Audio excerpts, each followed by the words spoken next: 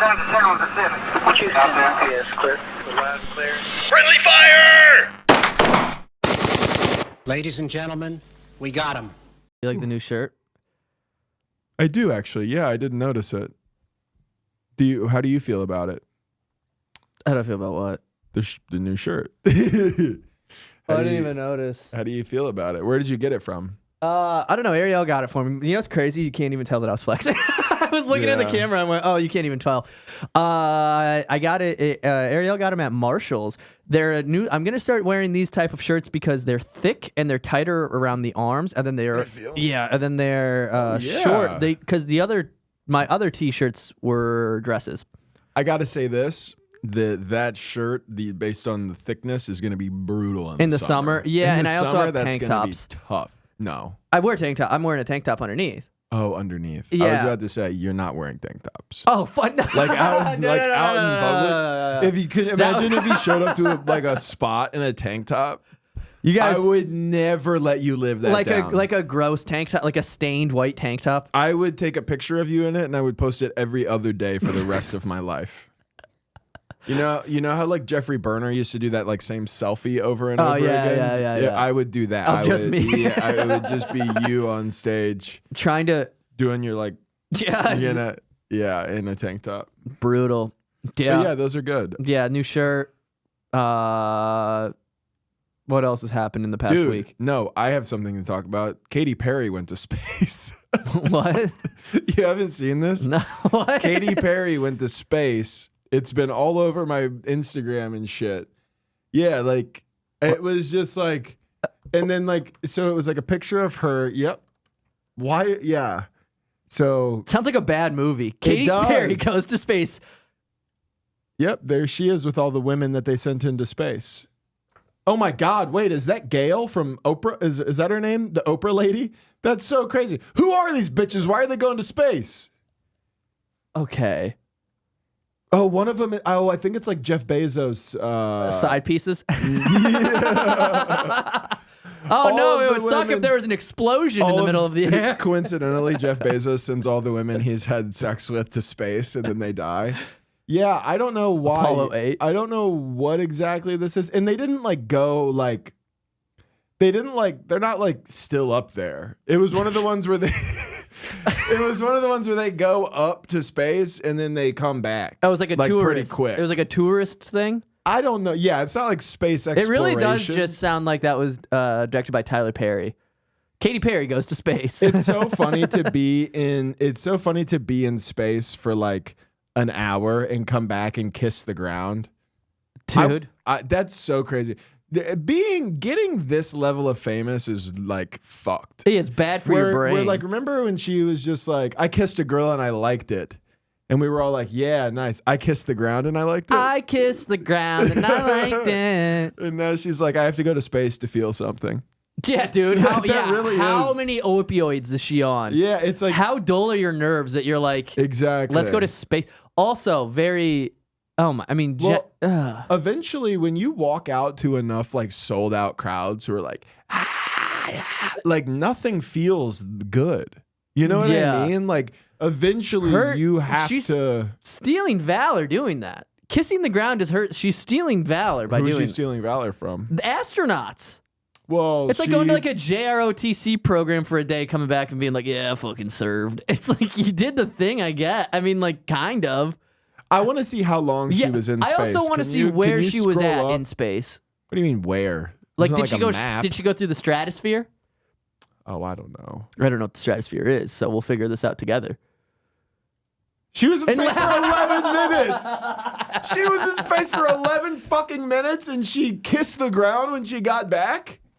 That pisses me off. You know what's funny too is she thought about the kissing the ground thing like the night prior. Oh yeah, she it wasn't had it like planned. it wasn't spur of the moment. She was like, when I land.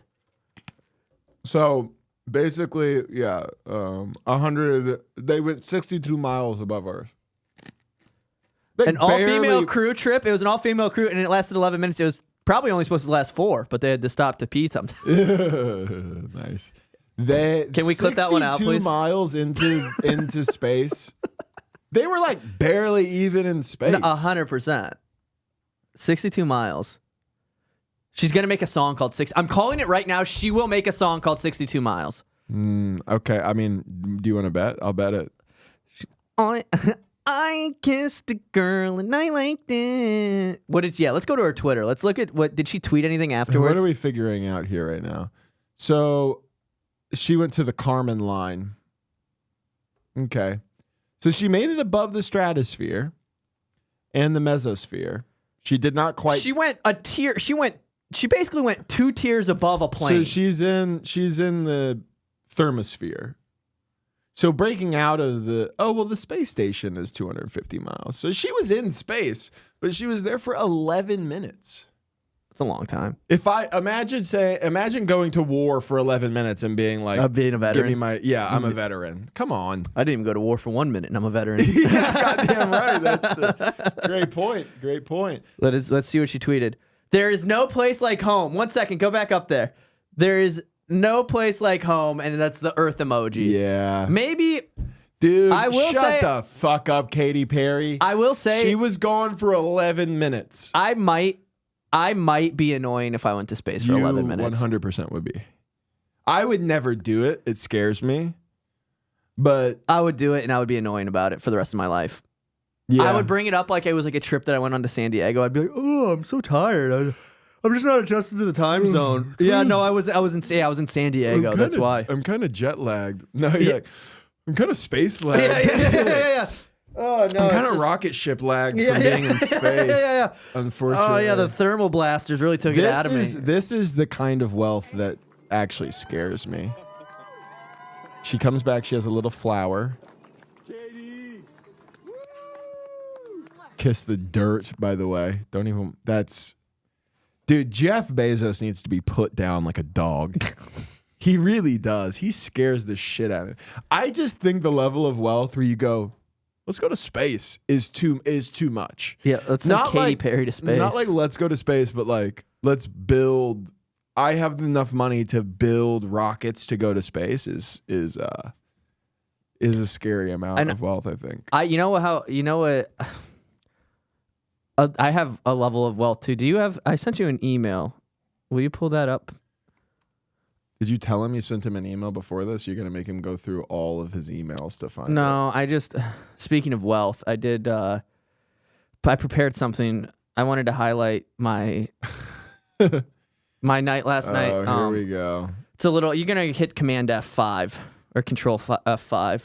Did you do it? This was last night? Yeah. We had a margarita night? We had a marg night last night. Or maybe just view it. There we go.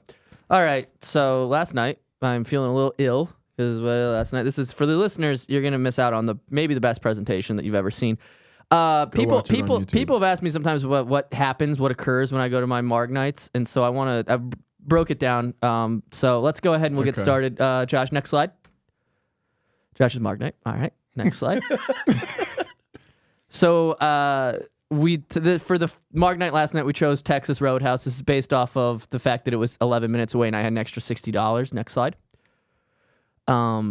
This is me looking at the menu. I don't know if you can tell they have the peanuts. This is why I like Texas Roadhouse. They have peanuts that you can eat free of cost. They're in the bag. Yeah, but you can spit them in the spittoon button. You used to be able to toss them on the floor. I know. That was it. The liberals are ruining it. And then and we have the rolls right there too. I like the rolls. Okay, so this is mark number 1. Here are the cons. Delicious. I took half my Lexapro. I'm feeling good at this point. Feeling good. And it looks like a mango That's one? a mango margarita with salt. She asked if I wanted salt, sugar, or nothing on the brim, and I went with both. Salt. Oh, just salt. Okay. Just salt. Okay. I had to cut because I don't like it. It gets. I like to have the savory with the sweet. Yes, you have to cut the sweetness. Yep. And so, all right. So that's mark number 1. Here are the fried pickles. The fried pickles came, and the pros of the fried pickles. They're yummy.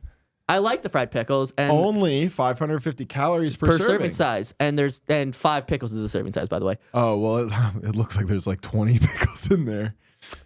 Let's not worry about that. Let's not worry about that. Huh? And the con is that they're not endless. Yeah. Okay. All right. Like the rolls are. Okay. I also like when they're like, do you want more rolls? And then I go, yeah, even if I'm full, I want fucking more rolls. Yeah, of course I want Start more rolls. shoving them in my ass if I'm full. Put them in. Oh, whoops, that wasn't supposed to be in there. Sorry, that wasn't supposed to be in there. Sorry, that was Roll time, baby. Don't think I forgot about the rolls. Roll time. Just the worst picture. Marks number 2 and 3 right here. Oh man. So here you can see a bowl of chili that I took 3 bites of, and I will say, it wasn't it. No bueno. What was wrong with it? It was. It tasted cheap. Yeah. It's normally Roadhouse doesn't disappoint. The chili, I didn't like the chili. Okay. It felt, and then you can see Ari. And by the way, I'm making Ari. I'll take these photos and retake them. Of course you are. Next slide. Mark number 4. Oh, I can now see you can it see in his eyes. I can see it in his eyes. I'm starting to get a little. This was mark number 4 is when I should have tapped out. Yeah. And my tummy is upset at this point. Well, and I also should mention to the listeners, first off, you are missing out not watching this, but he is drinking frozen margaritas. So at this point, he's about 5 7-Eleven ices in. I don't know if it makes that much of a difference with sugar content, but it seems like it does. I felt like I was getting more of a rush from the sugar than the alcohol. Yeah, it's kind of a sort of a speedball in that way. In between mark number 4, and then here was me watching Ray Lewis highlights. And so you look crazy. What's on your face? Oh, I don't know. You see that, right? Yeah. Oh, that's chocolate for sure. Last night was a movie, dog. So anyways, that was a movie, dog. So anyways, that was me watching Ray. You can see right there, number 52, Baltimore Ravens, Ray Lewis, one of the greatest players ever in the NFL. And True. That, ladies and gentlemen, is a recap of my margarita night. So yeah, can I say something? Your nipples don't look that puffy here. Stop. No, they really don't. Thank you. This is great, though. This was a great presentation. I appreciate that. Yeah, and I kind of wish I'd been invited. I couldn't have gone, but I know. I thought about inviting you, but then I thought it was Monday, and I knew that you probably had stuff going on. I did. I saw Warfare yesterday. Oh, how was that? Pretty good. I saw it as well. It's great. Pretty good. It's very intense. I don't know if I would watch it again. After the movie, I watched it, and I leaned over to Spencer, and I went, that is just not how I saw the Minecraft movie going. Huge pop from the boys. I had been holding it in we saw the movie at 7:30. I thought of that at 4:00. I held it in. That was your kiss on the ground I held moment. it in the entire movie.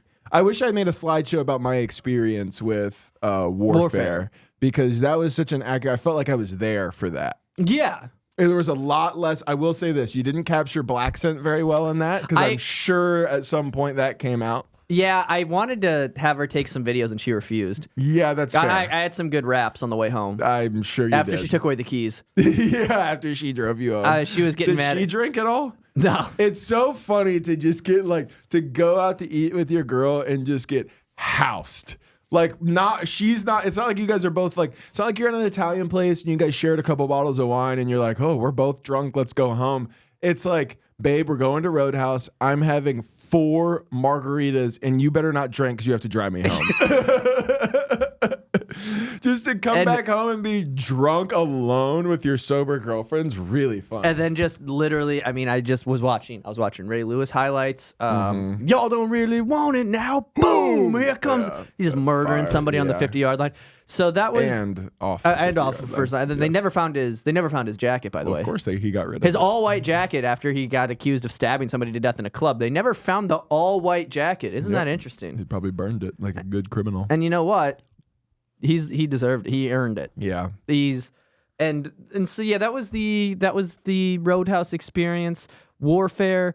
I will say, spoiler. Spoiler alert if you don't, because I'm big on I don't want movies to be ruined. And sometimes I'll be watching a podcast and they'll go, I'm killing time right now on purpose because somebody will go, spoiler alert. And then in 2 seconds, they're telling you the ending. There's not really a spoiler alert. Pause. Continue. Yes. Okay, we can go now. I thought it was going to be something different. I didn't actually realize never watched the previews, so I didn't know what it was. It was very intense. I do think it's interesting to create that much tension in one location. That's a very cool thing that you can do. I liked that it felt like a very just real. Yes. It didn't feel glorified. Right. It felt real. They covered a lot of the spectrum of the different kinds of people who end up there. There were some hard asses. There were some crazy motherfuckers. There were some weird nerdy little guys. There were some people who were obviously not equipped to handle what was going on, but they were just doing what they had been trained to do. Yeah. Like, I think it was good. It showed like a real experience. There was no like side scenes with like dramatic music of some guy writing a note to his girlfriend. Yes. Like, it was all just like, this is what we have to do in this moment. And it was really good. You know what I liked about it as well is that it showed what I think it did a really good job of is you don't even like see like one bad guy ever throughout the whole entire firefights. Yeah. Like, which is like, you're just watching them react. Because in some movies, it's like, they're running down an alley. 7 dudes run out, and it's like, it's like that. Just you see, I think you literally saw one terrorist get shot the whole thing, which is good. I like that too. You also realize, and I learned this from you and Jack, how hard it is to hit somebody with a bullet. Yeah, because like there are moments like they're all running out and like they're in the street. Yeah, and guys are shooting at them and towards them, and it's like it's actually pretty hard with like a bootleg AK-47 that you've buried in the dirt from 200 yards away to hit a guy, even if you're, the it's butt hard. stock that's been taped together for 12 years. Yes, my PowerPoint would have looked like me. First off, buying the ticket, being very excited, realizing that I bought a ticket to the wrong showtime. Oh no, not ideal, not the worst case scenario. Then. Did you show up and go, I need to go in? No, I just called them and they were like really cool about it. They were like, yeah, we don't care. There's only 10 people that are buying tickets. No, anyways. dude, I went to Alamo Draft House. Yeah. Which is I actually don't love the Alamo Draft House. That's what I was gonna get to. A slide of my PowerPoint is gonna be all the cons of Alamo Draft House. So I know what Alamo Draft House is. A lot of you guys listening probably do as well. It is a full-service movie theater, meaning there are servers running around. You can get a fried chicken sandwich at your seat. It's a part of it that I don't like, but we'll get there. So I already knew this was going to happen, and luckily I have cargo pants, and boy were those things full when I showed up. Yeah, I stopped. I bought my nicotine. I got a bag of candy. I got a chocolate bar. And I got an entire can of Sprite that I put in felony quantities. Felony quantities of snacks in my cargo pants. It was nice to put my cargo pants to use, honestly. Yeah, that's the only time that you normally you know what it is? It's like going up to your old horse and you're like, one more ride, buddy. Yeah, exactly. It was like, we're finally going to put you to use. You know? So you got one more in you, pal. I got there. And he wins the boys Derby. are there. Spencer, Roth, and then John Turkel showed up. That was it. We didn't know that was going to happen. That's nice a last surprise. second audible. One more bro to the war movie. Yeah, we love that. So, slideshow 1 is me. That's such a standing in front of the Indian guy at the place by my house like this with all my snacks. Yes, I get to it. It's me and the boys like this. Slide 3 is me furious while people bump into my feet constantly walking down the aisle because there has to be a goddamn server to come make sure we don't need hamburgers in this movie theater. Yeah, it's insane. Hey, we don't need hamburgers. Now, did Roth order a hamburger? Yes. Did John order popcorn, cookies, and chicken tenders? Yes. Crazy move also. It was nuts. I also, to be fair, ordered popcorn. Totally normal thing to do. I did a totally normal thing. I snuck in candy and I bought popcorn. That's what I did. I really like tradition. Yeah. I'm really a traditional kind of guy. I like things to be the way they should be.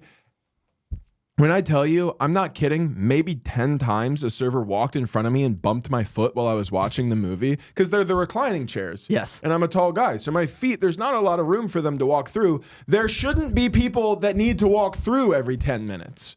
So this is not even, I couldn't fit all of this into a slide necessarily. This is more just me griping about it. But then the movie ended up being good. I will say it was funny afterwards, like the credits roll.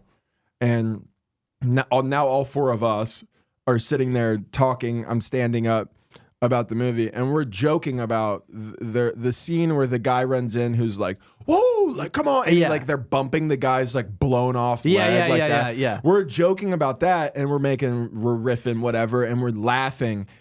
And then at one point we kind of look up and there's just like so many like duos and like little groups or singles of like old white guys just sitting there in silence. Yeah. Who are like obviously more than likely a percentage of them are veterans who have just watched like a pretty realistic war movie. And they're just taking in all the info in silence, and we're just down there like cracking up, dude. Like cracking up about a scene.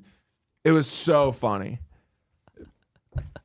We didn't experience it. It doesn't bother us. It's also, I mean, that group of people is such a funny group of people to go see that movie specifically. Yeah. It's like Spencer, who would be so annoying if he served. He would be the worst type. If Spencer was in the military, he would be the worst type of person. He'd be so gung-ho, like so motivated, like by the book. I guarantee he would be by the book. Like he would be like, guys, we have to iron our blouses tonight.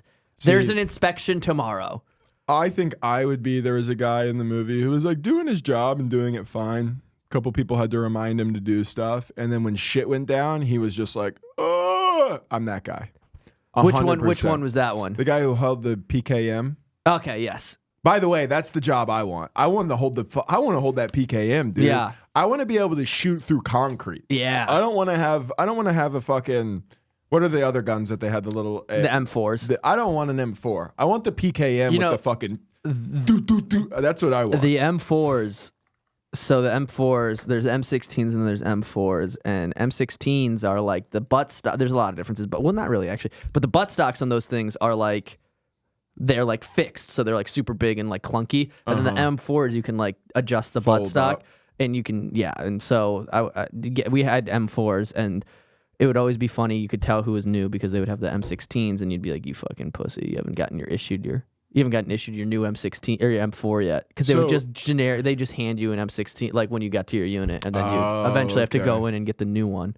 Also, a thing that I appreciated about this movie, which I've learned from watching a documentary, is like one of the first scenes where action happens when somebody throws the grenade in that hole. Oh yeah, and the grenade goes. Poof. Yeah. It's not like it blows the building up. Yeah. I learned pretty recently, not recently, but in my recent years, that grenades don't explode like that. Yeah, right. Like right. kind of, so like all those guys were in the room and they all just rolled away and like ducked. Yeah. And they were mostly okay. Yeah. Grenades are like, I mean, if the blast radius is obviously really bad, but then like the shrapnel is like really fucks people up. Yeah. That's why like dudes will do those suicide vests. I shouldn't have said that because now I have to cut that for monetization. But those vests, they'll put on the vest, the bomb vest, and they'll put like marbles in them. So when they explode, it shoots shrapnel. Marbles out. Yeah. Fuck. Those dudes are like psychos. Imagine a marble killing you. Also, imagine having to do arts and crafts for your suicide vest. Yeah, I know. You're like not just like, it's as if it's not somber enough to have to like be like, okay, I've been selected. I'm gonna go put the vest on. I'm gonna drive into a plaza tomorrow, and you have to buy marbles. You have to buy marbles, and then be like, try to figure out how to fucking, like, you're like, oh, motherfucker. Yeah, it keeps it's hard to get in. Like, you put glitter in the top. You're like, this is gonna fuck them up so bad. They're never gonna be able to get this glitter off. Glitter is very funny. Glitter would be a funny way to do it. It's Poof, like, and it's like confetti. Yeah, they blow up and it's all over, and everybody's okay, but then they can't get glitter off of them for like a week. It looks like when LeBron goes out. Yeah, he blows it up in the air. A glitter bomb vest is really fun. It just minorly inconveniences everybody for a while. I mean, not to tell a boot camp story because that's like very cliche, but like my dad when I was at boot camp so it's like a thing if your like son is going through boot camp and you've been through boot camp, a lot of the parents, like a lot of like the Marines dads would like mess with them kind of in like fun ways. And my dad did it once they sent me a letter for Christmas and I opened it and my dad had stacked it with glitter. So I opened it and it went all over me. But then I'm like at boot camp, so I'm like covered in glitter on Christmas, and it was just the glitter bombs are brutal, man. Yeah, it went about as good as you think it would at boot camp. I was just getting smoked. It's funny, yeah. Like girls will put glitter on like on purpose. If I see a girl with like glitter on and she's like, hey, she wants to give me a hug, hand in the middle of the forehead. Don't come close to me. The Heismaner? Yeah, I don't need glitter on all my shit. Do you think she's marking her territory? There could be some of that. Because imagine that. Imagine Like, Josh, you're a married man. Mm-hmm. You're in a long-term committed relationship. Imagine you're out, you see some comic, lady, she gets off stage, she just ate shit. Come on, dude. Unless it's one of the 5 that are good here. And then she comes to give you a hug, and as she's coming in, you see the glitter coming off of her. And you go, I can't go home to my long-term girlfriend or wife covered in glitter. I don't Do think you my think lady that would- could I don't start? think- Do you think that could start beef? No, that's happened to me. Yeah, right. And then you have to be like, I didn't go to the strip club after the show. No, I did go to the strip club. See, No, I'm gonna stop you right there. For sure, I went to the strip club. no, I want And then you you to went, know no, I I just did. ran into Bianca. yeah. Man, no, Bianca would do well for the record. But if you, Oh, that's actually really smart. Well, that's where it was from. We've had that. It's if I had glitter in areas where I had to like take off my pants or like under my shirt, then that's a problem. But if it's on your external but not on your internal, you're fine. That's a great rule to live by. That's a great External. relationship rule where it's like, yes, I have glitter on me because I went to the strip club, but you'll see when I undress, it's all on the outside. I had my pants on the whole time. I don't. Yes, there is jizz in my pants. But it was an external hand job. It was an external. It was an OTP. OTH, OTPH, yeah. outside the pants hand job. We used to chant that at school during like sporting events.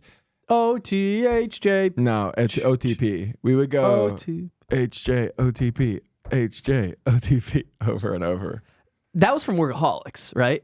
I don't actually know. I'm pretty sure- Workaholics did a lot of stuff. Dude, Workaholics changed my high school experience. Yeah. Workaholics. Once Workaholics, because it came out when I was a freshman. It was like, that came out and it was like, oh. Yeah, dude. Everybody was just doing, I mean, I did Whippets for the first time because of that show. Really? Yeah. Tight Butthole was Tight big. Butthole was big. I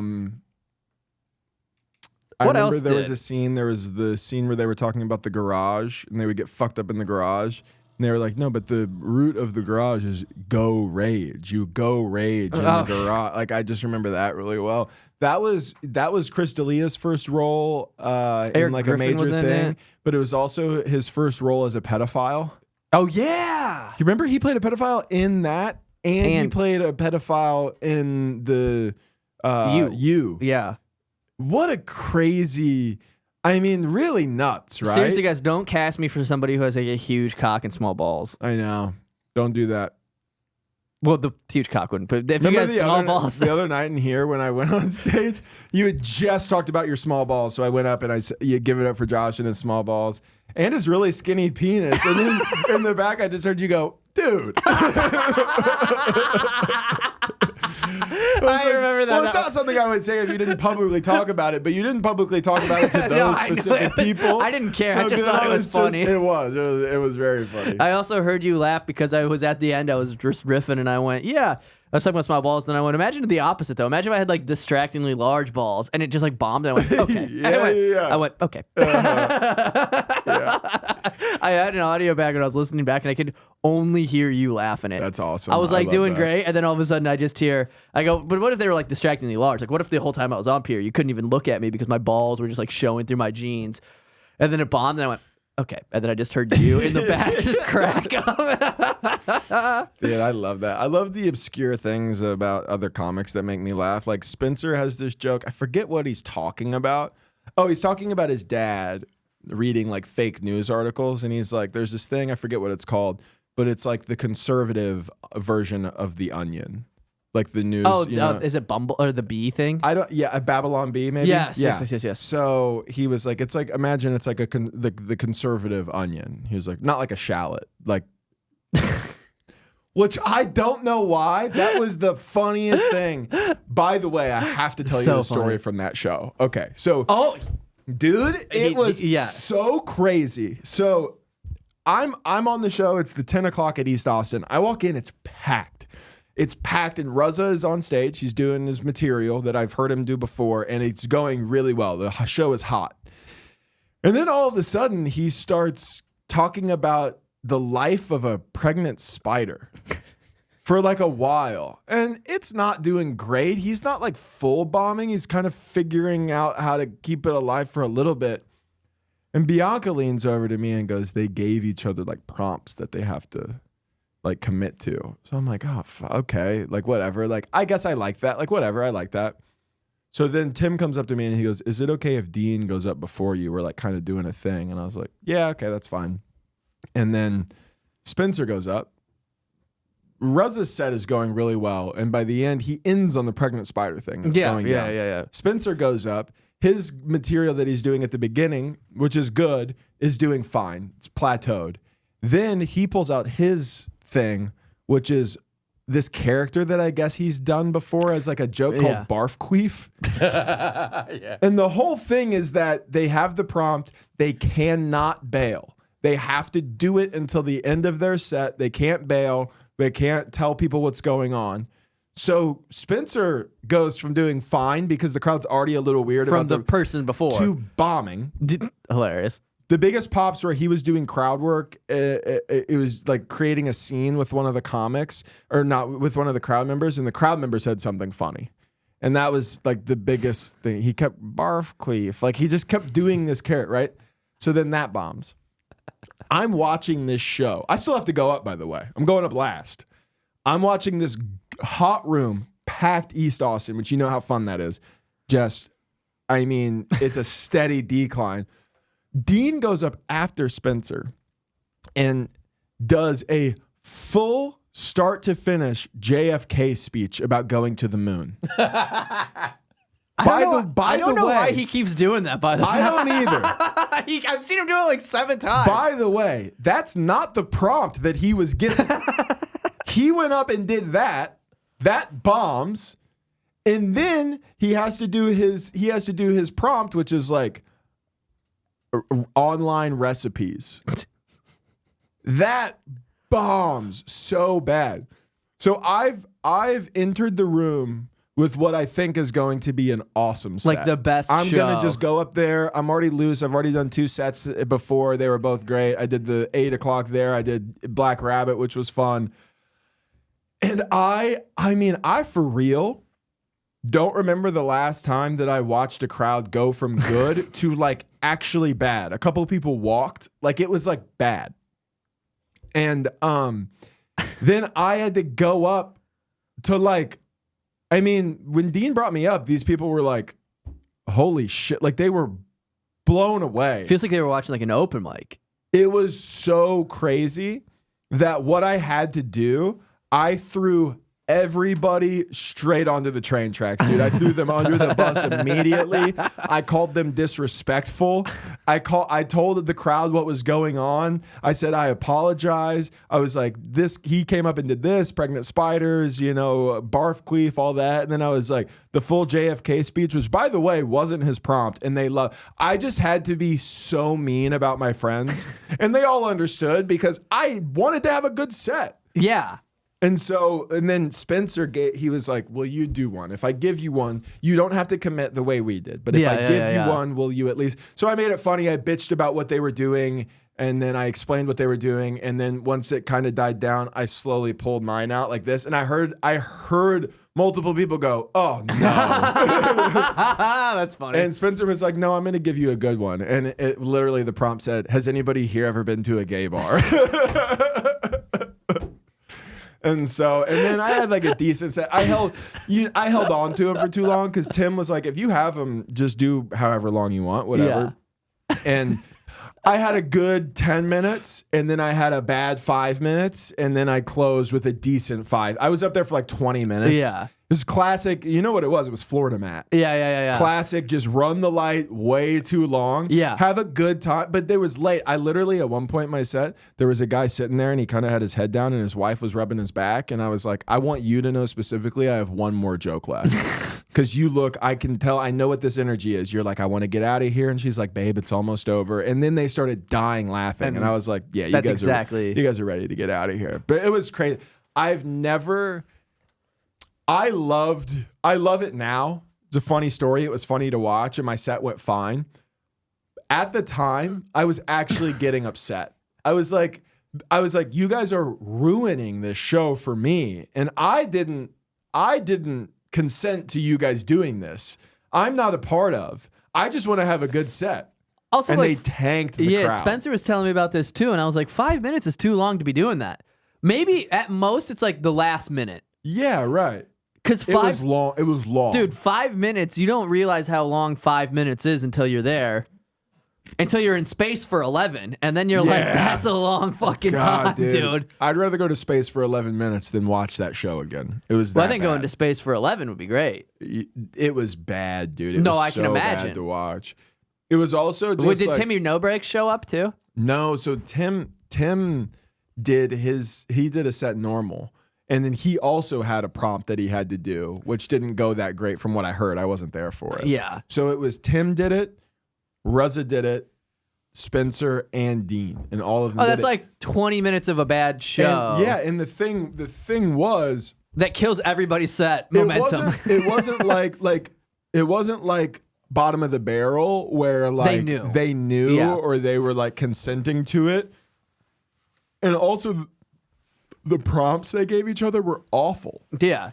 Like it wasn't like sometimes at bottom of the barrel you'll get a good one. You'll Yeah, be you go, like, "Oh, I actually have a this thing is about actually, this." I have Yeah. a thing about this, or this is interesting, or the crowd member wrote it, so you can go, "Where's Kristen S?" Yeah, where you at? And then you can work your way Yeah, off that. yeah. These people were unconsenting. They were paid. They paid for tickets. They to had a come babysitter. to see. Some of them maybe had a babysitter. Yeah, and then they had to sit and listen to Spencer go barf queef for like 5 minutes.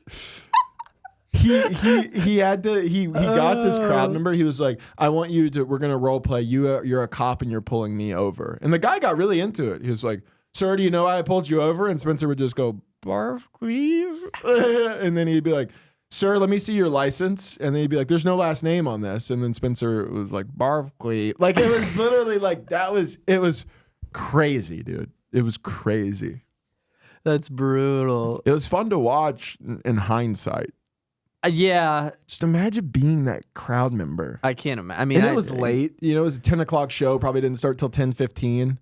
You know? Yeah, and it's one thing if you know what you're getting into, but imagine somebody's like from in and out of town, and you're like, "Oh no, I go to this club all the time. It's always like great." It's great. Then It's you're- awesome. Well, yeah. Well, when a friend of mine from Florida had a friend, somebody I don't know, and they were like, they want to go to a comedy show, and I was on the 8 at East Austin, so I was like, tell them to go to that one, and they did. But imagine if I told them to go to the 10, yeah. and then they just have to watch that. Dude, so much of it's so funny because that's like a big thing about like when people come to see you when you're doing comedy. Like sometimes when it's like now it's different, but like sometimes it's the first couple of years of doing comedy, you don't know what the show really will be. Mm-hmm. So then it's like brutal when somebody shows up and you're like, you bring like 7 people, 8 people, and then it's like at a bar show in Spanks the Hog in Florida, and you're like, this isn't where you should be seeing I used to this. tell people, like, because like in Florida, a lot of the times, like whoever booked you would be like, "Hey, will you please like reshare the flyer?" Yeah, or maybe yeah. you just reshare it to kind of go, "I'm getting booked, everybody, just Yeah. so you know." Yeah. You know, or whatever. And then people would be like, "I'm coming to this one." You'd be like, please don't. I mean, easily 20 times to people I went, "Do not come Yeah. to this show. Yeah, I've done that so many times. Do not come to the Dublin or Irish bar on a Wednesday night, please.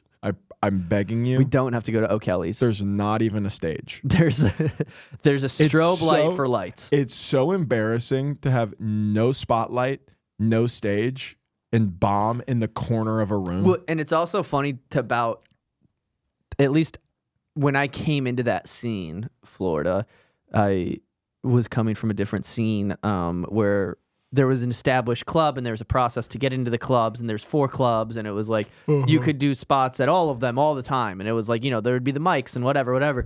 And then going from that to then Florida, which is, it's pretty hard to get in through the improvs. You have to like know people who will vouch for you and whatever. Yeah. And then so everything kind of relies on like these bar shows. And then you like, I remember coming in and like trying to like suck up to like, what's his face that's in New York now? He ran like 5,000 shows. He runs tons of shows in New York. He does like really weird content on Instagram.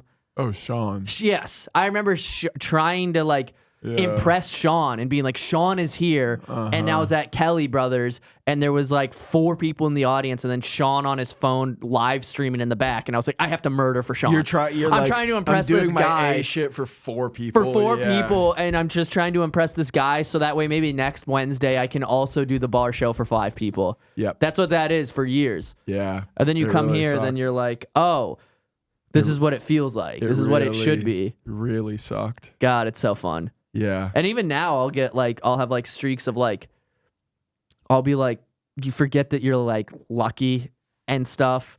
And then like, Yeah. I'll get not like, I think like last week I had like 4 spots and I remember having almost a meltdown because I was like, how am I only doing 4 this week? I was Right. like, I'm not Right. going to get booked ever again in this city. Yeah. This is crazy. And then I was like, yeah, dude, last year I was like, not last year, 2 years ago at this time, I was performing every Monday at a barbecue restaurant that had a dinosaur behind me and a fucking claw machine that lit up. Yeah. Yeah. I was like performing and watching like a kid. Like I remember being on that stage, not even the stage, the front of that restaurant, and a little kid came in and started playing the claw machine, and I had to not swear Yeah. because right behind me there was a guy with his 5-year-old son using the claw machine. Yeah. And then you go, oh, it's going to be okay if I only get booked at 4 real clubs this month or this week. I remember a show that I always really wanted to do that Abby ran, which was a pretty good show. It was literally at a noodle place.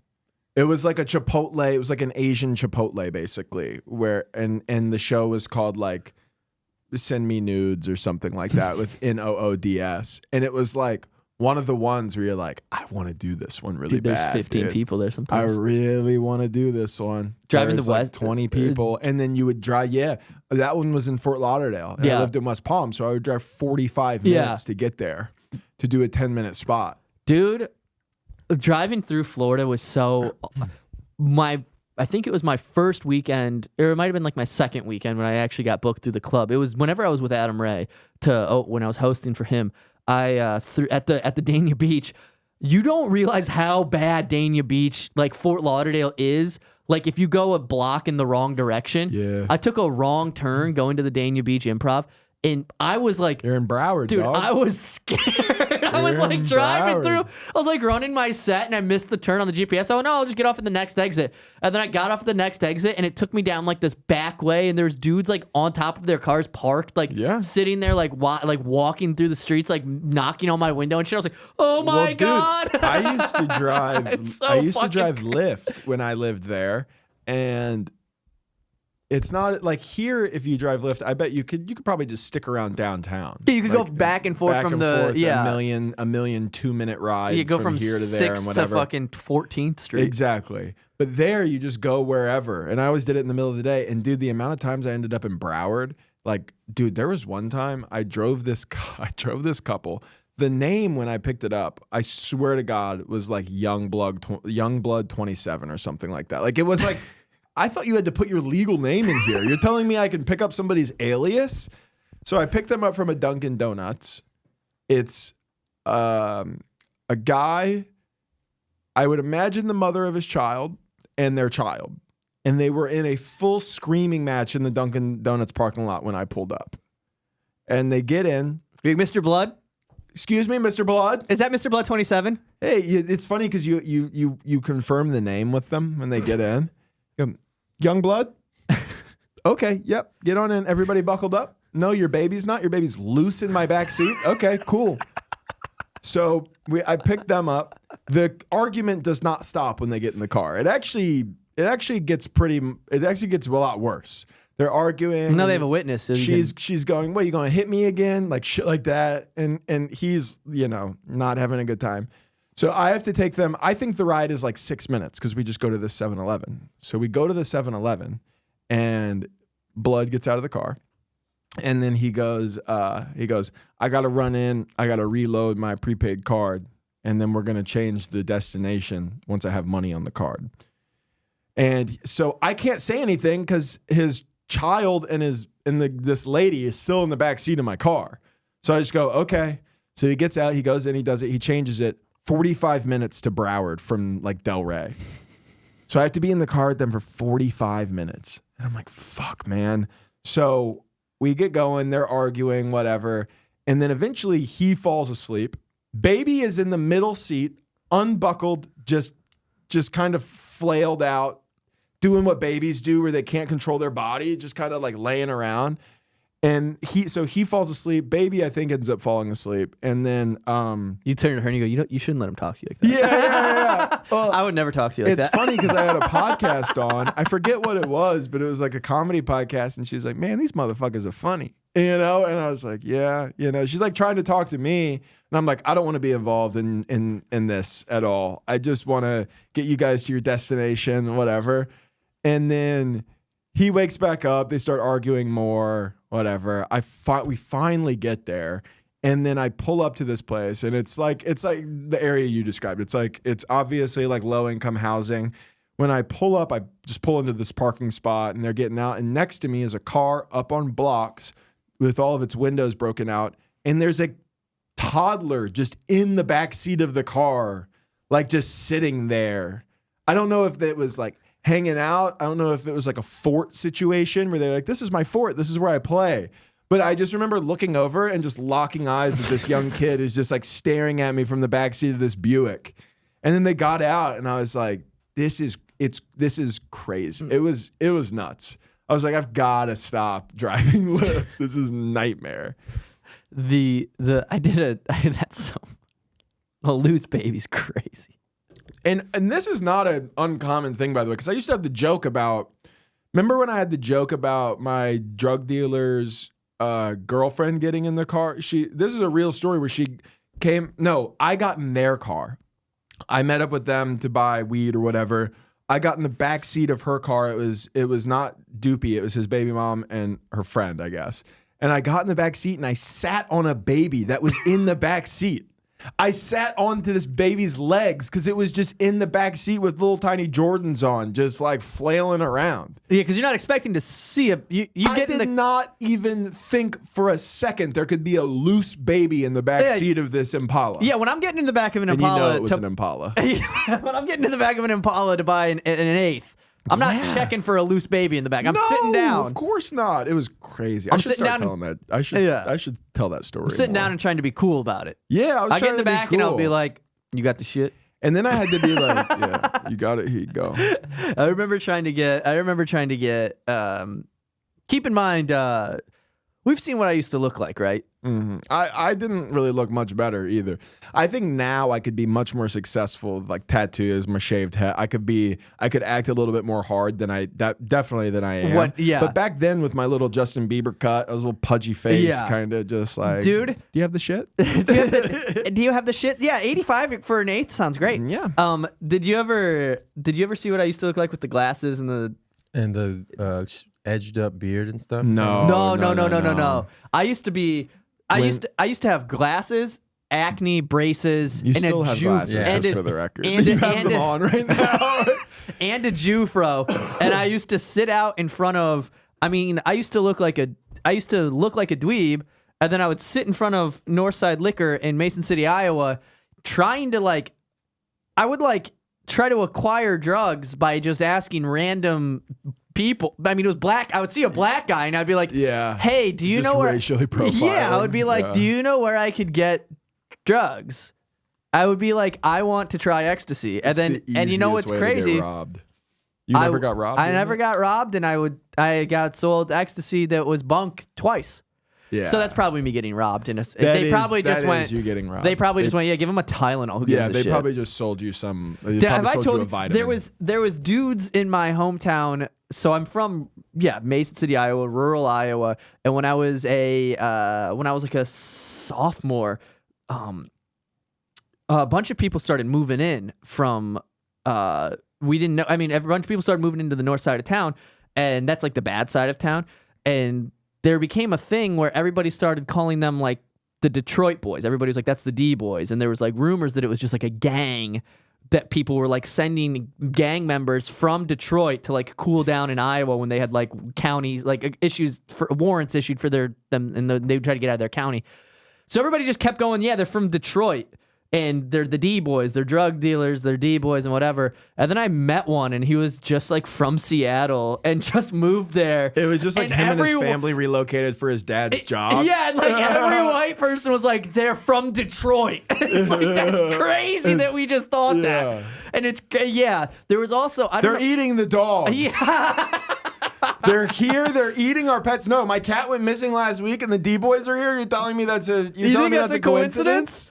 Not a chance. Not a chance. Is there a dead cat in the alley on it? Yeah, probably. That's really funny that it's like we were like they're from Detroit. You know what it is from your perspective is just like kind of not to belittle it, but it's like it's just kind of like innocent racism. Right. Where like you're just from such a secluded place. And I was 14. And you were young and other people were saying it. So you were like, those are the D boys, I guess. I don't those guys are from Detroit. You know nothing. And then you meet one and they're like, yeah, my dad worked here. The factory that he worked in closed down. So we moved here for his job. Yeah, my dad is an engineer at the cement plant. Yeah, and it's just like, oh, okay. So you don't like sell drugs? He's like, oh, well, I do sell drugs. Well, I'm not a pussy. Yeah, of course I sell drugs. Of course I sell drugs. That doesn't have anything to do with it. Yeah. And then we also used to have in my hometown, I don't know if this is, because here's the thing. We had, being from Iowa, it's already the chances of having we don't really have homeless people in Iowa. We have winter, so it kind of just takes care of that issue.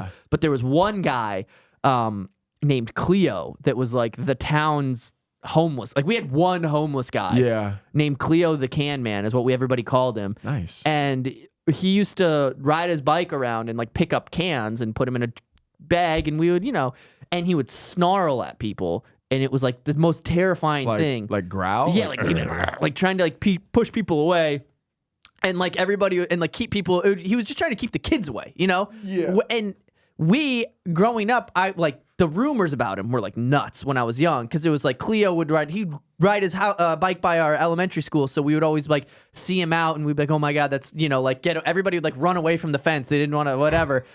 And then it turns out that he was like a former firefighter whose house burned down, and then like he lost his family in it and became a really bad drug addict and like became like a really bad alcoholic and like repressed all of was trying to like just live this simple life because of all of that trauma he went through. Yeah. And then us as kids were like throwing cans at him, being like, He's like, I'm just a simple man. The cans keep me distracted from the demons. The darkness of my life. The fact that my wife burned to death. I have one pursuit, and it's cans. Yeah. And that's all and then that his I second, need. And then kids are like, he's a pedophile. Yeah, he's a pedophile. Throwing cans at him from over the fence. Did you guys have a pedophile in your hometown at all?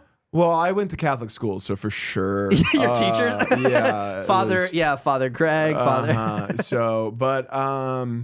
No, like, well, we had a teacher at my school who was like a hot guy, and now there were rumors back then, and I've had them confirmed now that I'm an adult, because I know some of the women who like hooked up with him while they were in high when they school? were like juniors or seniors in high school, and then he left our school and got arrested within like a year at another school for Damn. So technically, yes. He was a pedophile. Well, there's different classes, whatever. We don't have to get into that. Yeah. Well, you've seen that joke. I think it's John Marco has that joke. It's very funny. But you sound like a pedophile. If you say it. He like breaks down the herbophiles or whatever. He goes, it's not herbophiles. I don't think a herbophile. I think a herbophile is somebody who likes plants. Can we look up herbophile? I'm so curious now. But yeah, I mean, I'm sure. I don't remember necessarily. No, that's Herbalife. Hey, shout out to Herbalife. We'll read Herbalife if you're listening. PH. We will do an ad read for you. Herba PH. I don't even think this is a word. Hebephile. That's what I was looking for. 11 to 14. Hebephile. Okay, yeah. Anyways. That's how much of a not hebephilia that I have. You don't even know I don't even know what the word is. But I do remember there was a time where one of the priests in our like diocese or jurisdiction, whatever, in the area had basically got a girlfriend and like was like having sex with a woman and had to get like moved away and had to like give like I think I could be wrong. I feel like he gave an apology to our school. Like I'd like to take this time to apologize to absolutely fucking nobody. Yeah. I was in those cheeks. Yeah, which is crazy. Sister Rosemary was getting. It wasn't a nun. It wasn't a nun? No, that would have been cool though. The priest and the nun? There's gotta be. That's gotta happen. Brother, I'm sure that happens and nobody talks about it. Well, everything that happens in the Catholic Church, nobody talks about it. That's kind of their thing, dude. They're really good at not. They're really good about at keeping stuff. your mouth shut until they want it open. Until they want it open. Damn right. Yeah, no, but I did get raised Catholic and have some trauma. I went to the Newman Catholic daycare. Did you get touched? No, not actually. Just looked at. I got examined. Oh no, fuck that one. No, I didn't. I shouldn't be making light of that. I don't think there were any, but it's just, I'm sure I was near it. We're all always near a pedophile. You're always near. Isn't that a crazy thought? It's like you're pretty close to one almost all the time. There was a dude. I might have already told this story, but there was a guy in my hometown that everybody there was rumors, again, small town Iowa. So if you have growing up in a small town in Iowa, if there's one thing that's not completely like if you get like white, a divorce, yeah, it's like if there's not something that's strictly just a white thing to do, like big news would be like your dad got a boat. People would be like, Matt's dad got a boat. My dad does have a boat, by the way. Oh, fucking let's go. So like there was rumors. I know I've talked about this, but a guy in my neighborhood had he had a mask that he would wear all the time because when he was like 16, he was drunk and was like messing around on the 4th of July and he put an M80 in his mouth and it blew his jaw off. So then he put a mask on to like hide it. It was like a prosthetic mask. And then sometimes when he didn't have his prosthetic face on, he would just put like a mask to cover it. And because I grew up in like small town Iowa, we all were just like, he's a pedophile. That's crazy. There was no actual. He's different, therefore pedophile. He's black, drug dealer. Like, they literally. Detroit. He's from Detroit. He's from Detroit. We obviously. I remember that's where black people are from. And it's and I remember my dad literally being like, "Don't go down by that guy's house. He's a pedophile." It's so crazy. And then like come to find out it was just like a preventable, albeit but very tragic incident occurred. It's just like a fucked up thing that happened to this It's like guy. if you were like in a car accident and then you were paralyzed from the waist down and everybody was like, he like fucks kids. Like, yeah, he tries to fuck kids. To fuck and he fingers them because he can't we used to have, now that you're reminding me, we had a computer teacher at my elementary/middle school named Mr. Diaz. And I remember being like young, like, we're in like 3rd, 4th grade, whatever. And we were aware of like how weird and like he favorited the girls a lot in computer class. They would get candy a lot. They would sit on his lap all the time. Like it was like classic, dude. It was like classic pedophile shit. He had, I hate to say this, but he had a big old pedo mustache. Nice. He was always giving candy out. It was almost always to the girls. They would sit in his lap all the time. Like when you're like a. What do you mean? 1 second. What? They would sit in his lap. I don't know how else to describe it. What year did you say? I had to have been in like, I went to this school from 3rd to 8th grade. And I remember being at that school and us being like, this is weird. Like being a young kid and being like, I don't like the way he always lets Addie sit in his lap. Yeah. Like it was weird shit. I don't like that at all. It just makes you, it's threw like, me off. when I think about it now, like I go, that guy, first off, he's the computer teacher. He had to have had terabytes of fucking CP. Yeah. Like it was just like, I don't know. Like it's looking back on it. A lot of the times you look back and you go, how did the other adults there not say or do anything or like whatever? Or did they and we just didn't know? You know what I mean? Dude. Also Catholic school, so maybe they just kind of were like, it's okay.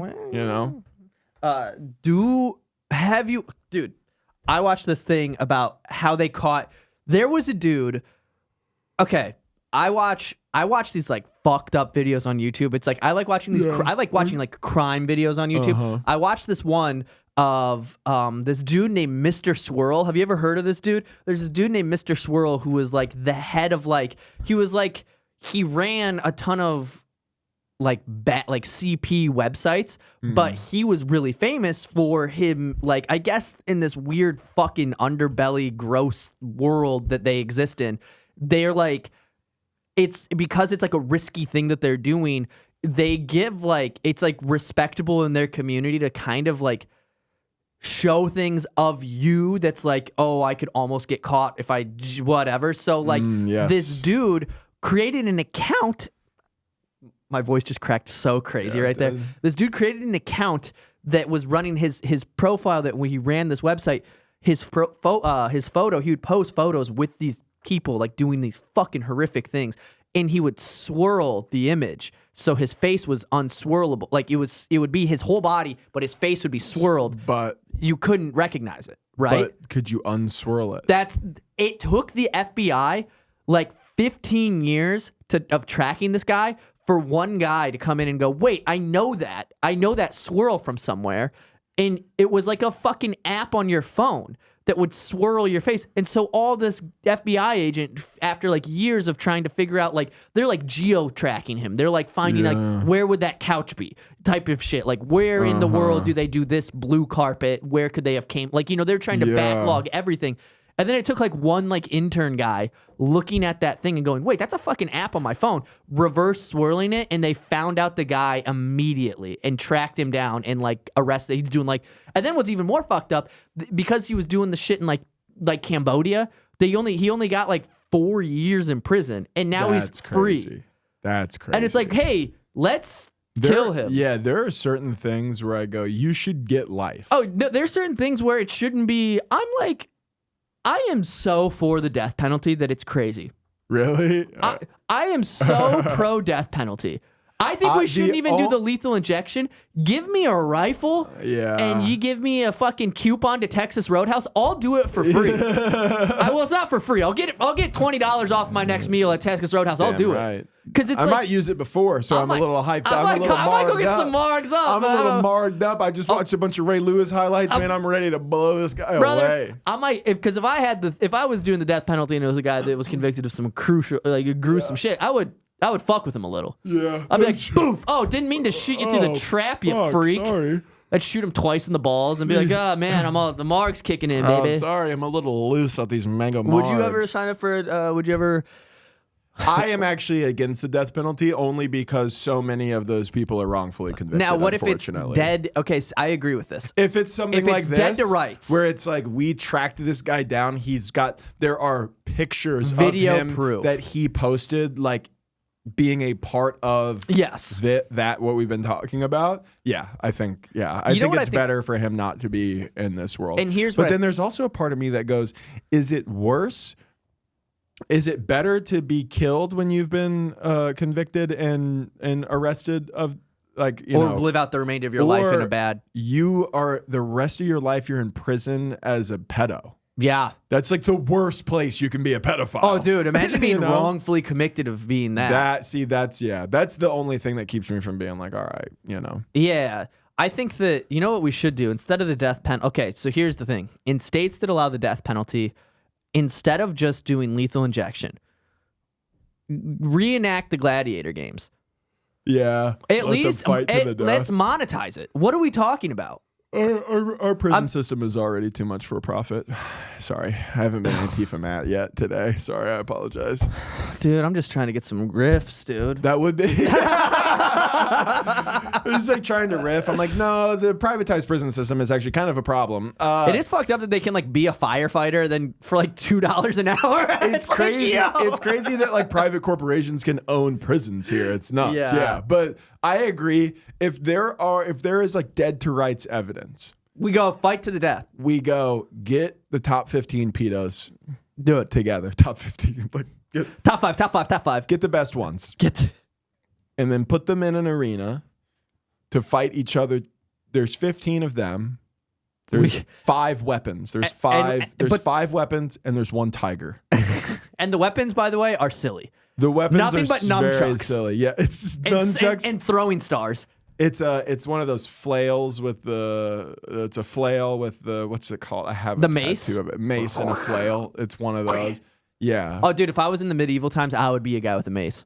I've been playing. You would hit yourself with it. No, I'd be Yeah, so you coordinated. 100%. You'd go straight into your fucking head. He's dead immediately. playing- as so- soon as battle starts, he kills himself. I've been I've been on RuneScape. I've been for those of you who are keeping up with my RuneScape journey, big news. I'm listening. Okay, big I'm news. sorry. I know. I could tell that you didn't I care. got texted from my spot at Mothership, which is always very exciting. What did you get? We got any? Yeah, I got one on Sunday. Let's fucking go. Now, anyways, I've been playing RuneScape. We're back to the important things. I've been my RuneScape character. Big news in the world of RuneScape. I've been leveling up a hardcore Iron Man. Okay. Okay.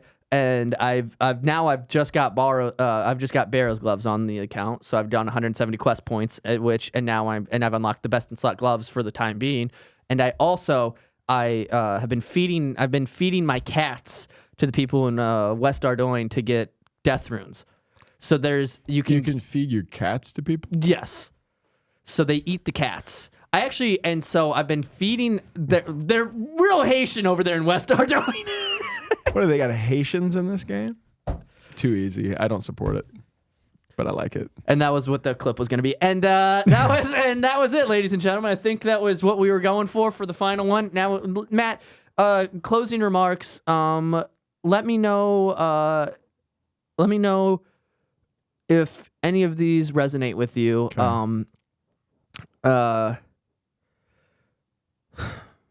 If you show me a picture of two black guys kissing, I'm gonna knock your phone out of your hands. Why would I have two photos of black guys kissing? 2 photos. I only have one photo of it. I'm trying to see if there's anything that I wanted to, if I forgot anything.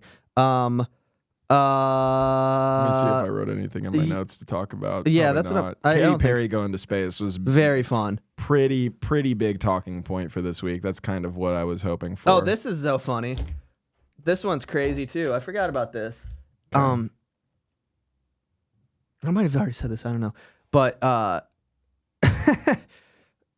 Ariel's grandmother, my girlfriend's grandmother, is English is her like 5th language, and What are the other 4? she speaks Greek, French, Arabic, and what's the other one? I think it might be. She lived in Egypt. What do they speak in Egypt? Arabic? Fuck, man, I don't know. I'm sorry. All right, we're gonna restart this. She speaks. No. Sorry. So, anyways, no. English is her 5th. Oh, okay. It's Greek. It's Greek, French.